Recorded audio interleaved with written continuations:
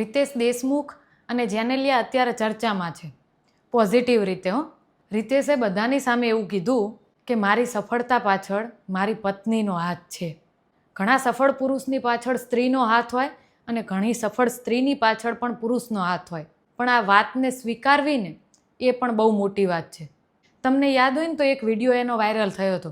જેનેલિયાના ચરણ સ્પર્શ કર્યા હતા સ્ટેજ ઉપર રિતેશે. હવે આમાં ઘણા ઊંધું લેશે, એટલે શું પત્નીના ચરણ સ્પર્શ કરવાના? એવી વાત નથી, શ્રેય આપવાની વાત છે. ચરણ સ્પર્શ તો દૂરની વાત છે, ખાલી આપણે તો પત્નીને પૂછીને કંઈક કામ કરે તો પણ એને આપણે શું કે ને? તમે વિચાર તો કરો, એ સેલિબ્રિટી લેવલે થઈને જો સ્ટેજ ઉપર આવું વર્તન કરી શકતા હોય તો આપણે તો ખાલી સાંત્વના આપવામાં શરમ આવે. જાહેરમાં પતિ પત્ની ઝઘડો કરી શકે પણ એકબીજાના ખભે હાથ ના મૂકી શકે. આપણે આ શીખ્યા છીએ અને આ વસ્તુ જોઈને જ કદાચ હવેની પેઢી લગ્ન કરવાની ના પાડે છે, કેમ કે એમને મા બાપના રિલેશન જોયા છે.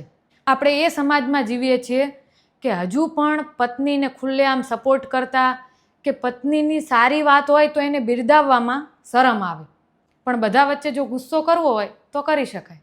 અને આ કોઈ વાત એક પુરુષ કે એક સ્ત્રી માટે નથી, બધા માટે છે.